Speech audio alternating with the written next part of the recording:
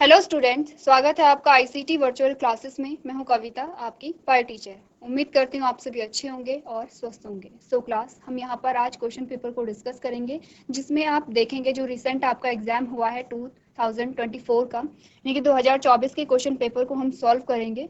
सबसे पहले question paper को एनालाइज करेंगे, क्वेश्चंस कितने नंबर के आते हैं, क्या पैटर्न होता है। तो सबसे पहले हम ध्यान देंगे पैटर्न पे।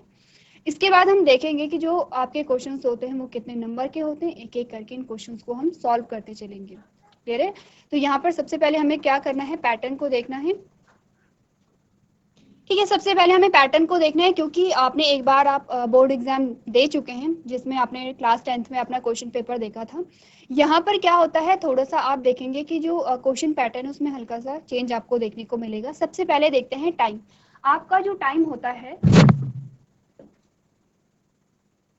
आपका जो समय होगा वो 3 घंटे का समय होता है, यानी कि 3 घंटे में आपको अपने जो क्वेश्चन पेपर है उसे सॉल्व करना है। पूर्णांक है 70 नंबर का। जो आपके पास क्वेश्चन पेपर आएगा वो 70 नंबर का आएगा। टोटल नंबर कितना होता है आपका, 100 नंबर का क्वेश्चन पेपर होता है। 100 में से आपने कहा कि जो 70 नंबर का आपका क्वेश्चन पेपर होगा और 30 नंबर के आपका क्या होगा, प्रैक्टिकल होता है। ठीक है, 30 नंबर का क्या होगा, आपका प्रैक्टिकल होगा। प्रैक्टिकल में क्या क्या चीजें होती हैं, जैसे कि आपने एक्सपेरिमेंट देखे होंगे। एक्सपेरिमेंट आप लोग करते हैं, उसमें आपको कुछ एक्सपेरिमेंट करने को दिए जाते हैं। जो भी आपको एक्सपेरिमेंट करने को दिए जाएंगे आपको परफॉर्म करना है। नेक्स्ट आपका देखा जाता है रिकॉर्ड। रिकॉर्ड में आपको देखा जाता है जो आपकी फाइल होती है, आपने फाइल में कितना काम किया है, कितने प्रैक्टिकल किए हैं, कितने रिजल्ट आपके निकले हैं, ये सारी चीजें वहाँ पे डिस्कस की जाती हैं। इसके अलावा आपका होता है वाइवा वाला पोर्शन। वाइवा में जो आपके एग्जामिनर होते हैं वो आपसे क्वेश्चन करते हैं। तो क्वेश्चन जो आपके किए जाते हैं वो आपके सिलेबस से ही रिलेटेड किए जाते हैं। मोस्टली जो क्वेश्चन पूछे जाते हैं वो प्रैक्टिकल से रिलेटेड आपके पास आते हैं। ठीक है, चलिए, तो ये तो थी बेसिक सी चीजें। अब हम देखेंगे यहाँ पर आपके पास जो क्वेश्चंस आते हैं वो कैसे आते हैं। ये सारे इंस्ट्रक्शन आपको दिए जाते हैं, जिसमें आपको सबसे पहले तो यही बताया गया है कि जितने भी क्वेश्चन हैं वो सारे क्वेश्चंस आपको क्या करने पड़ेंगे, सॉल्व करने हैं। ठीक है, क्वेश्चन को छोड़ना नहीं है, क्वेश्चन को सॉल्व आपको करना है यहाँ पर। नेक्स्ट आपको जो इंस्ट्रक्शन दिए जाते हैं वो आपको ये बताया जाता है कि कौन सा क्वेश्चन कितने नंबर का है। जैसे कि सबसे पहले आपके पास एमसीक्यूज आते हैं। एमसीक्यूज में आप जानते हैं कि 1 नंबर का एक क्वेश्चन आपके पास आता है। उसके बाद आपके पास एक एक नंबर के क्वेश्चन आएंगे, फिर 2 नंबर के क्वेश्चन आएंगे, फिर 3 नंबर के क्वेश्चन आएंगे, फिर आपके पास 5 नंबर के क्वेश्चन आते हैं। तो इस प्रकार से ये इंस्ट्रक्शन आपको दिए जाते हैं। ठीक है, आप चाहे तो इन इंस्ट्रक्शन को आप पढ़ भी सकते हैं एक बार। आपने सबसे पहले आपको बताया गया कि प्रश्नों हेतु निर्धारित अंक उनके सम्मुख अंकित है, यानी कि जो क्वेश्चन होगा वो कितने नंबर का है उसके आगे आपको बताया जाता है। 1 नंबर का अगर क्वेश्चन है तो आपको आगे दिखाया जाएगा। सेकंड में आपको बताया गया है कि प्रत्येक प्रश्न को ध्यानपूर्वक पढ़िए तथा समुचित उत्तर दीजिए। अब होता क्या है, जब भी हमें क्वेश्चन पेपर सॉल्व करना होता है तो सबसे पहले आपको करना क्या है, जैसे कि आपने सुना होगा, आपने आपके टीचर्स भी आपको बताते हैं कि सबसे पहले आपको वो क्वेश्चन सॉल्व करने होते हैं जो आपको आते हैं। उन्हें आप क्या करेंगे, सबसे पहले सॉल्व करेंगे। उससे पहले आपको करना है क्या, क्वेश्चंस को बहुत अच्छे से पढ़ना है और समझना है, क्योंकि कभी कभी क्वेश्चन में क्या कहा जाता है कि निम्नलिखित में से क्या नहीं है। जो नहीं वाला वर्ड होता है वो हम नहीं पढ़ते हैं और उसमें हम क्या कर लेते हैं, हमारा जो क्वेश्चन है वो गलत हो जाता है। तो आपको करना क्या है, अच्छे से क्वेश्चन को समझना है और उसे पढ़ना है। सेकेंड क्वेश्चन क्या होता है, अगर हम एमसीक्यूज की बात करें, यानी बहुविकल्पी प्रश्न अभी हमारे पास आएंगे, उसमें हम देखते हैं कि आपने क्या पढ़ी, स्टेटमेंट पढ़ी और आपको पहला ही जो ऑप्शन है उसमें आपको आंसर दिख गया और आपने टिक कर लिया। आप क्या करेंगे, 3 जो ऑप्शन है वो नहीं पढ़ते। लेकिन हमें होता क्या है, एमसीक्यूज में एक्चुअली क्वेश्चंस कैसे आते हैं कि आपको उनमें से सबसे सटीक आंसर चूज करना होता है। कभी कभी होता है क्या कि एक से ज्यादा आंसर हमारे आते हैं, लेकिन हमें सबसे सटीक आंसर को वहां पर क्या करना है, चूज करना है। तो इसके लिए आपको क्या करना है, स्टेटमेंट आपने पढ़ी और आपने क्या करना है, चारों जो ऑप्शन है उन्हें आपने अच्छे से वहां पर समझना है। तीसरा जो पॉइंट है उसमें आपको बताया गया है, नेक्स्ट जो पॉइंट है उसमें आपको बताया गया कि प्रश्न संख्या 1 बहुविकल्पी प्रश्न है। इस प्रश्न के प्रत्येक खंड के उत्तर में 4 विकल्प दिए गए हैं और सही विकल्प अपनी पुस्तिका में लिखिए। प्रश्न संख्या 2 से 5 तक निश्चित उत्तरीय प्रश्न है। आपने कहा क्वेश्चन नंबर 1 में आपके पास क्या आएंगे, एमसीक्यूज आएंगे। एमसीक्यूज में आपने क्या करना है, क्वेश्चन नंबर 1 करके डालना है, क्वेश्चन नंबर 1, और जो भी उसका खंड होगा क ख करके या 1 2 करके जो भी होगा वो आप अपनी कॉपी में क्या करेंगे, सीधे आंसर को नोट करेंगे। आपको क्वेश्चन यहाँ पर नोट नहीं करने हैं, क्योंकि आप ऑलरेडी एक बार बोर्ड एग्जाम देके आ चुके हैं। तो आपको काफी सारी चीजों का यहाँ पर आइडिया होगा कि जैसे कि हम क्वेश्चन नोट नहीं करते हैं, आपने क्वेश्चन नंबर डालना है और डायरेक्ट वहाँ पे आंसर स्टार्ट करना है। ठीक है, आपको कहा गया कि क्वेश्चन नंबर 1 के बाद 2 से 5 तक के जो क्वेश्चन होते हैं, यानी कि क्वेश्चन नंबर 2 से क्वेश्चन नंबर 5 तक निश्चित उत्तरीय प्रश्न हैं। ठीक है, अब आपने कहा प्रश्न संख्या 1 का प्रत्येक खंड 1 अंक का है, प्रश्न संख्या 2 से 5 तक का 1 अंक के प्रश्न है। आपने कहा जो क्वेश्चन नंबर 1 है वो एमसीक्यू है, वो भी 1 नंबर का होगा। क्वेश्चन नंबर 2 से लेके 5 तक के जो क्वेश्चन हैं वो क्या हैं, अब लघु उत्तरीय प्रश्न हैं, वो भी क्या होंगे, आपके 1-1 नंबर के होते हैं। प्रश्न संख्या 6 से लेके 15 तक 2 अंकों के प्रश्न हैं। 6 क्वेश्चन नंबर 6 से लेके क्वेश्चन नंबर 15 तक के जो क्वेश्चन होंगे वो 2-2 नंबर के होते हैं। प्रश्न संख्या 16 से लेके 23 तक के जो क्वेश्चन होते हैं वो 3 नंबर के होंगे, और प्रश्न संख्या 24 से लेके 26 तक के जो क्वेश्चन होते हैं वो 4 नंबर के होते हैं। अच्छा, आपके जो मैक्सिमम नंबर आते हैं वो 4 नंबर आते हैं। ठीक है, क्लियर है इतनी बातें। अब आपने कहा यहाँ पर कि आपके जो क्वेश्चन हैं उन्हें डिवाइड किया गया है अकॉर्डिंग टू नंबर, कि कितने नंबर का कौन सा क्वेश्चन है। ये जानना जरूरी इसलिए हो जाता है ताकि आप उसी के अकॉर्डिंग वहां पर आंसर करें। फॉर एग्जांपल आपने कहा क्वेश्चन नंबर 2 से लेके 5 तक के जो आपके पास प्रश्न आते हैं उनमें जो आप आंसर लिखेंगे या तो 1 वर्ड का आंसर होगा, एक ही शब्द का आंसर होगा, या मैक्सिमम एक सेंटेंस का आपका आंसर होता है। अगर मैं कहूँ कि 6 से लेके 15 तक के जो 2 नंबर के आपके पास क्वेश्चन आते हैं उसमें आप 2-3 लाइनें या 3-4 लाइनें आप इसमें लिख सकते हैं। अगर मैं आपसे कहूँ कि 3 नंबर के जो आपके पास क्वेश्चन आते हैं तो उसमें फिर से आपको क्या करना पड़ेगा, विस्तृत वहाँ पे जो आपका आंसर है, आपका जो उत्तर है वो लिखना पड़ेगा। 4 नंबर के अगर आते हैं तो 4 नंबर को आपने और ज्यादा क्या करना है, डिस्क्राइब करना है, डायग्राम मस्ट होते हैं। इसीलिए आपको कहा जाता है कि आपको पता होना चाहिए कि कितने नंबर का जो क्वेश्चन आपके पास आया है। कभी कभी हम करते क्या है, क्वेश्चन 2 नंबर के और आपने उसमें 1-2 पेज लिख लिए हैं तो होता है कि आपको सिर्फ 2 ही नंबर वहां पर मिलेंगे। आपने चाहे जितना अच्छा आंसर लिखा है, जितना भी डीप आपने वहां पे लिखा होगा, लेकिन आपको वहां पर 2 ही नंबर मिल सकते हैं। तो इसीलिए आपको करना क्या है, अकॉर्डिंग टू नंबर अपना आंसर यहाँ पर लिखना है।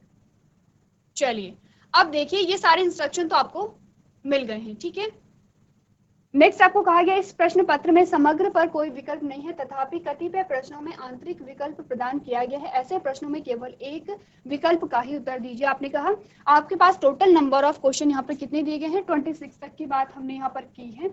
आपने कहा कि यहाँ पर किसी किसी में आपको विकल्प दिए गए हैं, यानी कि आपको 2 ऑप्शन दिए गए हैं, या तो आप ऊपर वाला क्वेश्चन कीजिए या नीचे वाला कीजिए, दोनों में से एक ही आपको करना है। ठीक है, दोनों में से दोनों आप अटेंड नहीं करेंगे। कभी कभी क्या होता है, हमें दोनों क्वेश्चन आते हैं, हम दोनों को सॉल्व कर लेते हैं, लेकिन आपको आंसर सिर्फ एक ही आंसर का वहां पे, आपको जो नंबर है वो एक ही आंसर का वहां पर मिलता है। चलिए, यहाँ पर आपका क्वेश्चन नंबर 1 स्टार्ट हो गया है। ये सारे क्वेश्चन नंबर 1 है, क ख ग ख ग च छ ज। ठीक है, ये जो पूरे आपका पूरा क्वेश्चन नंबर 1 में आता है, यानी कि क्वेश्चन नंबर 1 के आपके पास अलग अलग खंड आए हैं, इतना आप समझ रहे हैं। एमसीक्यूज हैं, बहुविकल्पी प्रश्न हैं, और आप अच्छे से जानते हैं बहुविकल्पी प्रश्न हमने सॉल्व भी किए हैं जब हम पूरे चैप्टर को कंप्लीट करते हैं। और चैप्टर को पढ़ने के बाद हम क्या करते हैं, वहां पर सबसे पहले जो क्वेश्चन सॉल्व करते हैं वो हम एमसीक्यू से स्टार्ट करते हैं। एमसीक्यूज में होता है क्या, सबसे पहले आपको एक स्टेटमेंट दी जाती है, सबसे पहले आपको एक स्टेटमेंट दी जाती है, आपको एक कथन दिया जाता है, उस कथन के बारे में आपसे पूछा जाता है, इसके उत्तर भी आपको खुद ही दिए जाते हैं। जैसे कि आपको यहाँ पर 4 उत्तर दिए गए हैं, आपको करना क्या है, यहाँ पर सही उत्तर देखना है। जैसे कि आपसे पूछा गया है फ्लैरियासिस डिजीज इज कॉज्ड बाय, यानी कि फ्लैरियासिस रोग होता है, एक रोग है फ्लैरियासिस, ये रोग किसके द्वारा होता है ये आपको बताना है। ठीक है, अब आपको ऑप्शन में दिए गए हैं, एस्कैरिस है, ठीक है, ट्राइकोफाइटन है, एंटमीबा है और वाउचेरिया है। आपको 4 ऑप्शन दिए गए हैं, आपको बताना है कि जो फ्लैरियासिस है वो किससे होता है।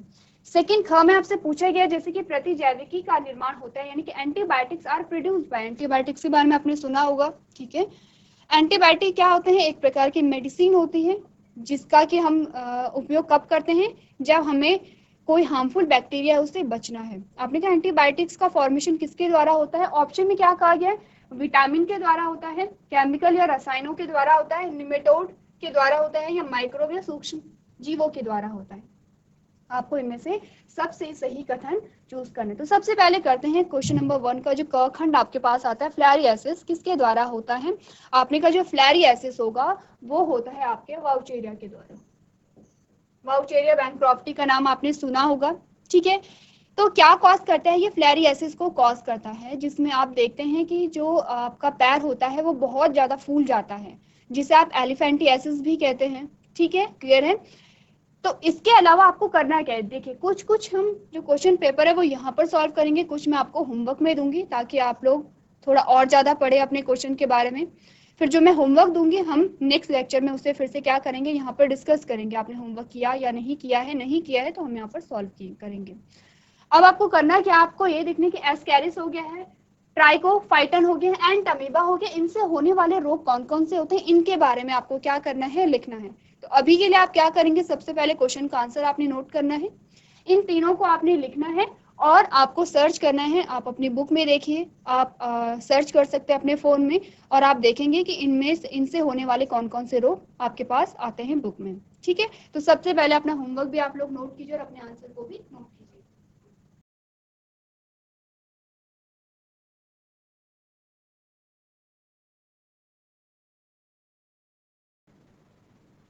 चलिए, पहला जो आपने यहाँ पर खंड क देखा था उसका आंसर आपने कर लिया है। सेकंड हमारे पास आता है प्रतिजैविकी का निर्माण होता है यानी कि एंटीबायोटिक्स आर प्रोड्यूस बाय। सबसे पहले कुछ क्वेश्चंस आपको इसमें से करने, जैसे कि सबसे फर्स्ट जो एंटीबायोटिक्स थी वो कौन सी थी, ठीक है, पेनिसिलिन जिसे आप कहते हैं। सेकंड क्वेश्चन आता है कि जो एंटीबायोटिक है उसकी खोज सर्वप्रथम किसने की थी, वो आपको पढ़ना है। ठीक है, फिर तीसरा क्वेश्चन आपके पास आता है एंटीबायोटिक्स का यूज क्यों किया जाता है, आपने कहा जो बैक्टीरियल ग्रोथ है उसे रोकने के लिए या बैक्टीरिया को नष्ट करने के लिए। ठीक है, जो हार्मफुल बैक्टीरिया होते हैं, हानिकारक बैक्टीरिया होते हैं, या तो उनकी ग्रोथ को आपको रोकना है या फिर आपको क्या करना है, उन्हें किल करना है, नष्ट करना है, उसके लिए एंटीबायोटिक का यहाँ पे यूज किया जाता है।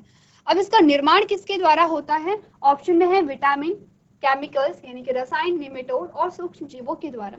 तो देखिए जो आपके यहाँ पर एंटीबायोटिक्स होते हैं उनका फॉर्मेशन हम जैसे पढ़ते हैं कि फंगस से होता है, कुछ कुछ एंटीबायोटिक्स कुछ और माइक्रोब के द्वारा क्या होते हैं, डेवलप होते हैं। तो हमारा आंसर जो आएगा वो आएगा ऑप्शन नंबर 4, यानी कि एंटीबायोटिक्स के द्वारा, एंटीबायोटिक्स का जो निर्माण होता है वो किसके द्वारा होता है, आपने कहा माइक्रोब्स यानी कि सूक्ष्म जीवों के द्वारा। ठीक है, तो हमें करना क्या है, सिर्फ क्वेश्चन को सॉल्व नहीं करना है, क्वेश्चन से रिलेटेड जितने भी आपके पास टॉपिक आ सकते हैं, जैसे कि अगर एंटीबायोटिक वर्ड आपके पास आ गया है, आपने देखा एंटीबायोटिक वर्ड्स आपके पास आ गया है, तो इससे रिलेटेड जितने भी पॉसिबल क्वेश्चन बन सकते हैं, जैसे कि क्या होती है एंटीबायोटिक, सबसे पहले एंटीबायोटिक कौन है, किसने इसे डिस्कवर किया है, कुछ एग्जाम्पल, कम से कम 5 से 6 एग्जाम्पल आप एंटीबायोटिक्स के यहाँ पे याद रखेंगे।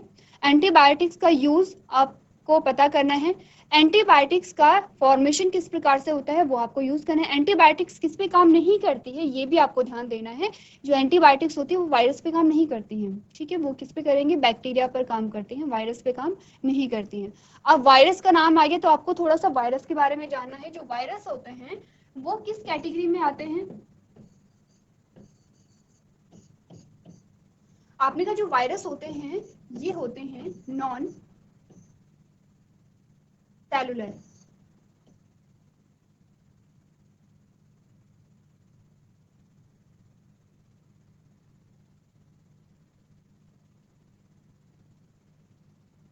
कैसे होते हैं, नॉन सेलुलर होते हैं, इनमें सेल्स नहीं पाई जाती हैं। ठीक है, तो आपने कहा कि क्या होते हैं फिर, अगर आपने कहा कि इनमें सेल्स नहीं पाई जाती तो क्या होते हैं वायरस, आपने कहा वायरस सिंपली क्या होते हैं, जेनेटिक मटेरियल होता है, जेनेटिक मटेरियल सिंगल स्ट्रैंड और डबल स्ट्रैंड हो सकते हैं, और इसके बाहर क्या होती है, प्रोटीन की कोटिंग होती है। तो आपने कहा ये क्या है, प्रोटीन है,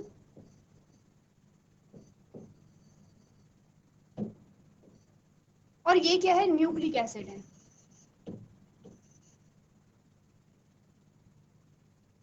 ठीक है, ये क्या है, न्यूक्लिक एसिड है।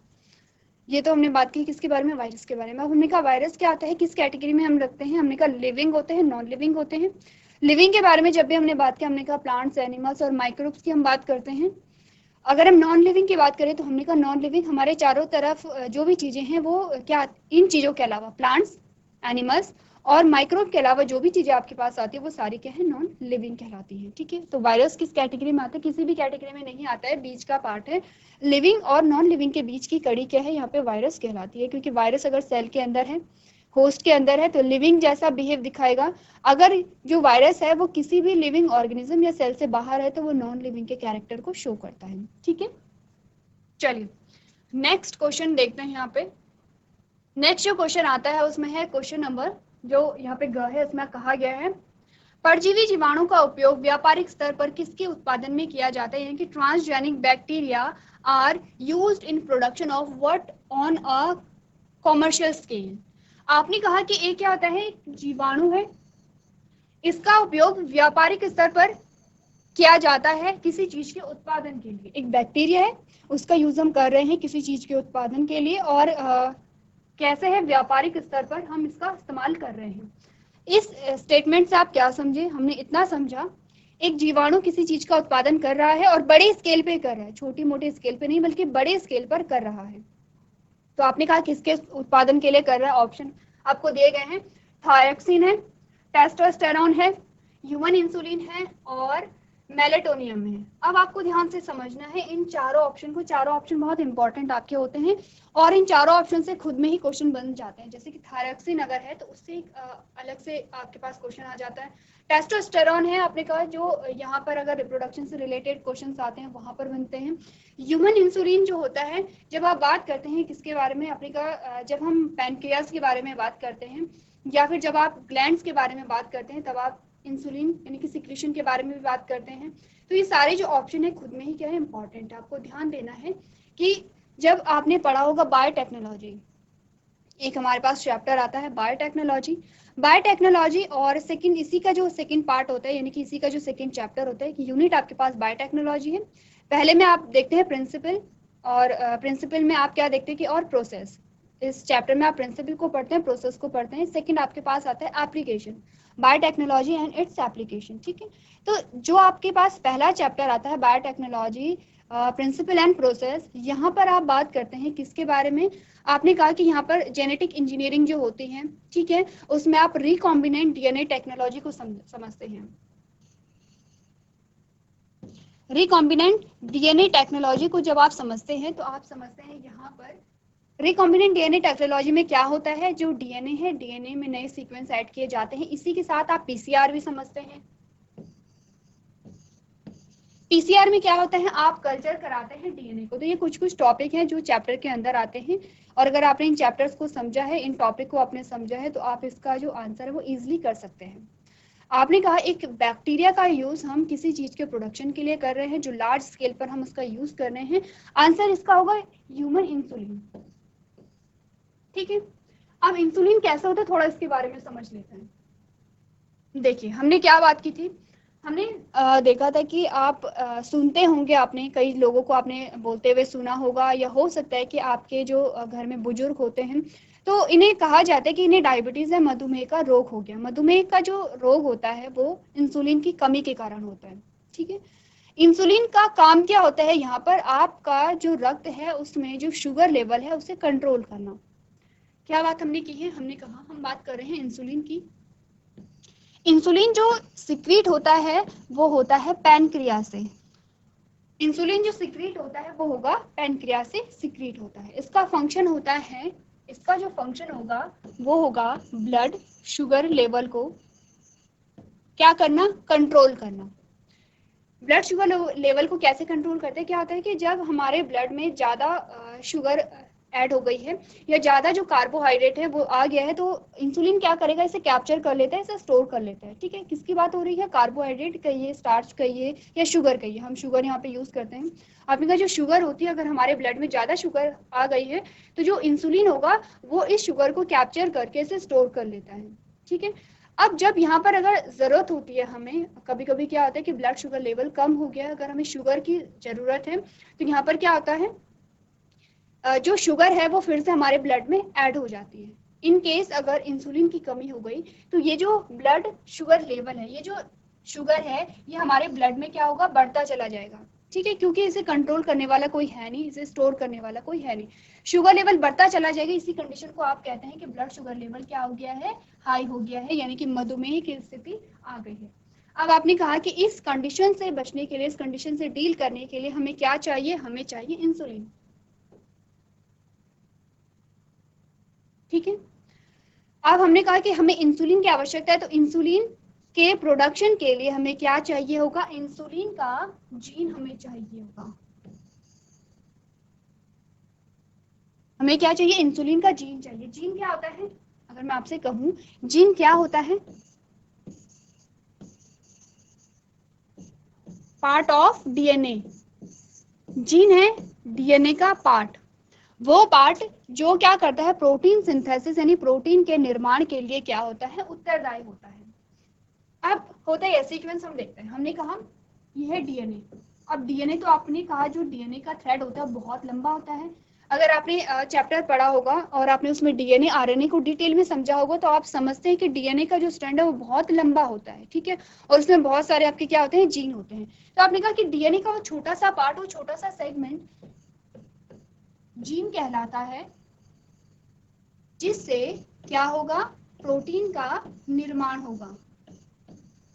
अब ये जो प्रोटीन है ये किसी गुण या किसी कैरेक्टर के लिए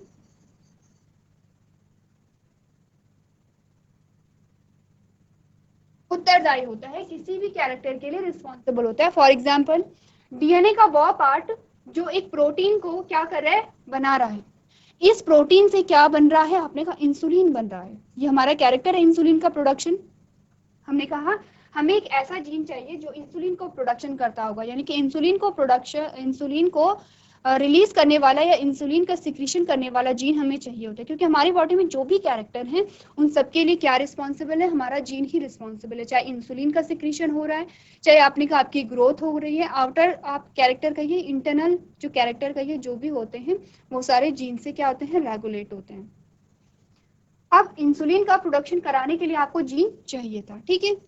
अब आप क्या करेंगे जीन को ट्रांसफर करेंगे बॉडी में, और जब आप जीन को ट्रांसफर करेंगे वो क्या करेगा यहाँ पे इंसुलिन का प्रोडक्शन करेगा, या फिर आप क्या करेंगे सीधा इंसुलिन को निकालेंगे, इंसुलिन को इंजेक्ट कर देंगे बॉडी में। अब हम इंसुलिन को कहाँ से निकालेंगे, तो पहले का जो टाइम होता था तो हम एनिमल से लेते थे, जिसे आप पॉर्काइन कहते हैं या बोवाइन कहते थे, यानी कि आप क्या करते थे जो पिग होते हैं या जो काव होती हैं उनसे हम इंसुलिन को निकालते थे, इंसुलिन को उनसे एक्सट्रैक्ट करते थे, और उनका यूज हम फिर क्या करते थे जो ह्यूमन बीइंग है उन पर करते थे। लेकिन आप जानते हैं कि उनमें क्या होता है कोई कोई जो कंडीशंस होती हैं, कुछ ऐसे केसेस होते हैं जिनमें प्रॉब्लम आ सकती है, क्योंकि हमारा जो जेनेटिक मटेरियल है और जो काव का जेनेटिक मटेरियल है दोनों में डिफरेंस होता है। तो यहाँ पर क्या होती है कुछ कुछ चीज़ें, कुछ कुछ प्रॉब्लम्स आती रहती हैं। इसके अलावा हमें क्या करना होता था, अगर हमें इंसुलिन निकालना है तो हमें जो एनिमल्स है या तो उन्हें किल करना पड़ेगा, ये सारी चीज़ें वहाँ पर करनी पड़ती थी। तो इन सब के सॉल्यूशन के लिए क्या किया गया यहाँ पर, आपने कहा कि जो जेनेटिक इंजीनियरिंग है वहाँ पर डीएनए रिकॉम्बिनेंट टेक्नोलॉजी का यूज करके हमने क्या किया, यहाँ पर हमने जो वहां पर इंसुलिन का जीन था उसे कल्चर कराया। कैसे हमने कल्चर कराया, अगर आपने चैप्टर पढ़ा होगा तो चैप्टर में हम क्या पढ़ते हैं, हम चैप्टर में क्या पढ़ते हैं, हमने किसी भी जीव से क्या किया इंसुलिन का जीन निकाल लिया, ठीक है, इंसुलिन का जीन हमने निकाल लिया।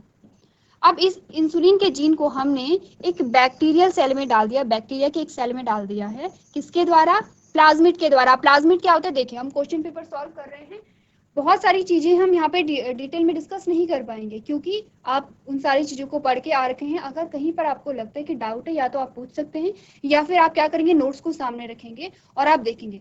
हमने कहा प्लाज्मिड है, प्लाज्मिड क्या होता है, प्लाज्मिड एक्स्ट्रा जेनेटिक मटेरियल होता है बैक्टीरिया का, ठीक है। अगर प्लाज्मिड को हटा भी दें तो बैक्टीरिया सेल पे कोई फर्क नहीं पड़ता है, और प्लाज्मिड का सबसे अच्छा कैरेक्टर जो होता है वो क्या होता है, सेल्फ रेप्लिकेटिंग होता है। रेप्लिकेशन का मतलब होता है अपनी कॉपी बनाता रहता है। हमने क्या किया, प्लाज्मिड को बैक्टीरिया, पहले हमने प्लाज्मिड को निकाला, इस प्लाज्मिड में हमने क्या कर दिया है जो इंसुलिन का जीन था उसे फिट कर दिया, ठीक है। अब ये जो प्रोसेस होती है इतनी इजी नहीं होती है। हमने चैप्टर जब पढ़ा था तो एक एक स्टेप को हमने समझा था कि किस स्टेप में हमें क्या किया जा रहा है। ये सारे जो प्रोसेस थी वो कैसी थी, माइक्रोस्कोपिक थी। यहाँ पर हमने क्या किया, यहाँ पर फॉर एग्जाम्पल ये जो रेड कलर में आपको दिख रहा है ये क्या है, आपने कहा ये है इंसुलिन का जीन, हमने इसमें इंसुलिन का जीन डाल दिया है। अब क्या होता है यहाँ पर, अब क्या होगा यहाँ पर, क्योंकि आप जानते हैं कि जो बैक्टीरिया होता है उसमें जो कैरेक्टर होता है ये क्या करते हैं, डिवाइड करते रहते हैं, मल्टीप्लाई करते रहेंगे और अपनी संख्या में वृद्धि करते रहते हैं। आपको जब हमने माइक्रोब के बारे में पढ़ा है तो हमने कहा कि जो माइक्रो ऑर्गेनिज्म होते हैं वो बहुत तेजी से अपनी संख्या में वृद्धि करते हैं। अब जितनी कॉपी इस बैक्टीरिया की बनेगी, जितनी कॉपी इस बैक्टीरिया की बनेगी उतनी ही कॉपी हमारे पास इंसुलिन की आएंगी, ठीक है, क्योंकि हमारे पास उतने ही क्या बनेंगे, प्लाज्मिड बनेंगे, और उतने ही प्लाज्मिड के अंदर हमारे इंसुलिन के जीन बनेंगे। अब हमने क्या किया, हम कल्चर करा रहे हैं किसी इंसुलिन के जीन को। अब हम क्या कर सकते हैं इजिली, हमने कहा एक बैक्टीरिया बहुत जल्दी क्या कर सकते हैं, बहुत रैपिडली क्या करेगा, डिवाइड करेगा और आपको बहुत कम टाइम में बहुत ज़्यादा अमाउंट में क्या मिल जाएगा, यहाँ पे इंसुलिन के जीन मिल जाएंगे। अब हम क्या कर सकते हैं, इन इंसुलिन के जीन को इजीली क्या कर सकते हैं, किसी भी अगर किसी को भी आवश्यकता है तो उसके अंदर हम इंसर्ट कर सकते हैं। तो क्वेश्चन में आपसे क्या पूछा गया था कि हम क्या करेंगे, ट्रांसजेनिक बैक्टीरिया का जो उपयोग है हम व्यापारिक स्तर पर किसके उत्पादन के लिए करते हैं, आपने कहा इंसुलिन के, मानव इंसुलिन के उत्पादन के लिए करते हैं। किस प्रकार से करते हैं, थोड़ा सा हमने आइडिया लिया है। अब आपको क्या करना है, अब आपको पूरी प्रोसीजर देखनी कि किस प्रकार से किस स्टेप में क्या चीजें यहाँ पर की जाती हैं। तो हमने आज के सेशन में क्या किया है, क्वेश्चन नंबर 1 को स्टार्ट कर लिया है। इसी प्रकार से हम पूरा क्वेश्चन पेपर देखेंगे। तो आप लोग क्या करेंगे, जो भी जहां पर भी डाउट आता है आप एक बार नोट्स को आप देखेंगे, क्योंकि हमने सारी चीजें अच्छे से समझी है। नोट्स को आप साथ में रखेंगे, पढ़ते चले जाएंगे, सारी चीजें आपकी क्लियर होती रहेंगी। तो आज के सेशन में हम इतना ही करेंगे। अभी तक क्लास में बने रहने के लिए आपका धन्यवाद।